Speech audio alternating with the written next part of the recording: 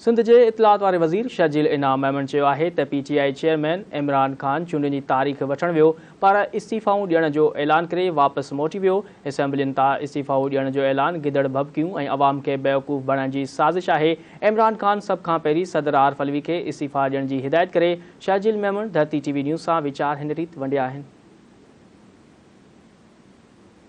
Red line BRT Karachi के track पर मौजूद है। ये 22 किलोमीटर का प्रोजेक्ट है और ये प्रोजेक्ट दिन और रात जो है वो बहुत तेजी से काम इसका चल रहा है। इस वक्त हम लोग ये प्रोजेक्ट जो है वो मलिर हॉल्ट से लेकर नुमाइश तक 22 किलोमीटर का ये प्रोजेक्ट है। इस वक्त हम लोग मलिर के एरिया टैंक चौक पर खड़े हैं और यहाँ से आगे आप देख रहे हैं क्योंकि वहाँ पे ट्रैफिक की कंजेशन थी। अभी हम इसके बाद वहाँ साइड पर भी चल रहे हैं। हमारा इस वक्त मकसद जो सिंध गवर्नमेंट का है और पीपल्स पार्टी की लीडरशिप की खुसूसी हिदायत है कि जितने भी ट्रांसपोर्ट के इशूज़ हैं उनको उनके प्रोजेक्ट्स को एक्सपीडाइट किया जाए। इस वक्त बिलियंस ऑफ रुपीस के प्रोजेक्ट्स जो हैं वो कराची के लिए वो जारी है। सिंध मास ट्रांजिट अथॉरिटी जो है वो उन तमाम चीज़ों को एग्जीक्यूट कर रही है और मकसद यही है कि ज़्यादा से ज़्यादा जो है यहाँ बसेस और इंफ्रास्ट्रक्चर दोनों पे काम किया जाए। इस वक्त हमारा वर्ल्ड बैंक के साथ येलो लाइन पर भी प्रोजेक्ट जो है उस पर काम चल रहा है और वो अनकरीब भी उसका कंस्ट्रक्शन का वर्क शुरू हो जाएगा इंफ्रास्ट्रक्चर का। और ये प्रोजेक्ट जो है इस पर भी बहुत तेज़ी से काम चल रहा है। पीपल्स बस सर्विस आपकी जो है वो आ चुकी है। इलेक्ट्रिक बसेस जो हैं उस पर भी बहुत जल्द वो भी शुरुआत हो जाएगी। कराची सर्कुलर रेलवे पे भी जो KCR एक बहुत पुराना प्रोजेक्ट था उसको भी वज़ीर आला सिंध सैयद मुराद अली शाह साहब ने वज़ीर आज़म शहबाज शरीफ साहब से बात करके उसको CPEC में शामिल करवा दिया है।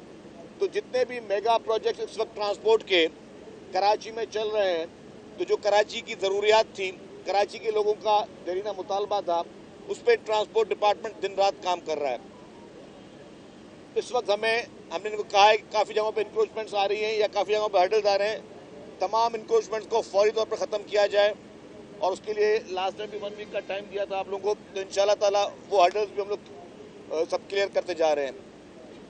तो आवाम का हक है कि उनको अच्छी ट्रांसपोर्ट मिले, आवाम का ये हक है कि उनको बेहतरीन ट्रांसपोर्ट मिले और पाकिस्तान पीपल्स पार्टी की सिंध हुकूमत दिन रात कोशिश कर रही है कि बेहतरीन ट्रांसपोर्ट फैसिलिटीज़ के लिए किस तरीके से दिनों रात मेहनत करके लोगों को वो चीज़ प्रोवाइड की जाए।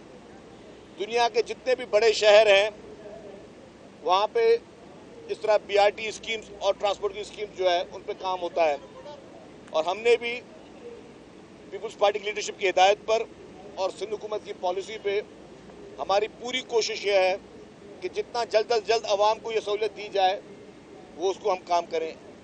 अभी हम लोग एक और प्रपोजल पे काम कर रहे हैं कि कराची के शहरियों के लिए हुकूमत सिंध की जानिब से जदीद तर्ज पर इलेक्ट्रिकल व्हीकल डाल के हम एक टैक्सी सर्विस भी शुरू करने जा रहे हैं। उस पर हमारा काम बातचीत चल रही है।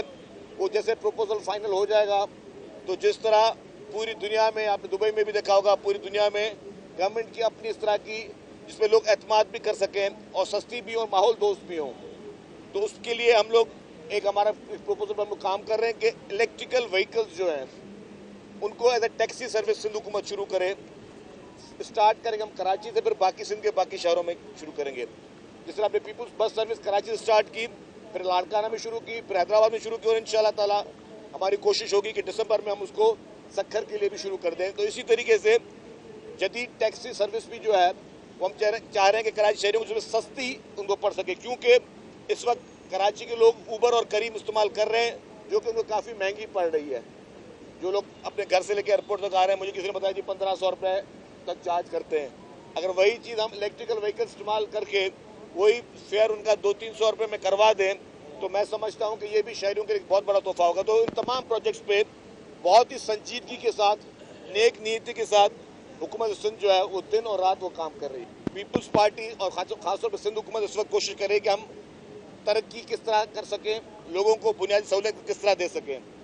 इमरान खान ने अपने 3.5 साल दौर में एक कोई ऐसा प्रोजेक्ट नहीं शुरू किया, एक प्रोजेक्ट में बोल रहा हूं, जिससे आवाम को कोई फायदा हुआ हो। और वो चाहता है कि ये, क्योंकि उसने तो काम नहीं किया, कोई और भी काम ना करे। वो चाहता है कि जिस तरह उसने 3.5 साल जाये किए सिर्फ अपने मुखालफिन को दबाने के लिए, तो ये हुकूमत के पास जो साल सवा साल बचा है वो भी ना हो सके। वो कल तो सुना था खान साहब इलेक्शन की तारीख लेने आए थे, वो तारीख लेने आए थे या इस्तीफे देने आए थे, वो समझ में नहीं आई बात। और ये फिर बता दूं आपको, ये इस्तीफों की सारी बात सिर्फ आवाम को बेवकूफ़ बनाने की एक साजिश है। अगर उन्होंने इस्तीफा देना है तो शुरुआत करें बिस्मिल्लाह, आज का दिन इतवार का दिन है, सदर पाकिस्तान आरिफ अलवी से इस्तीफा दिलवाएं। पहले सदर पाकिस्तान आरिफ अलवी से पहले तौर पर वो इस्तीफा दिलवाएं, शुरुआत वहां से करें। और इमरान खान जिस तरह नेशनल असेंबली में इस्तीफे की बात की कि मैंने इतने सारे लोगों ने इस्तीफा दे दिए, उसके बाद कितने एमएनए से पीटीआई के जो इस्लामाबाद हाई कोर्ट में गए, बोले जी हमें तो बोला गया था कि सिर्फ हम डराने के लिए इस्तीफा दे रहे हैं, हमारा इस्तीफा मंजूर ना किया जाए।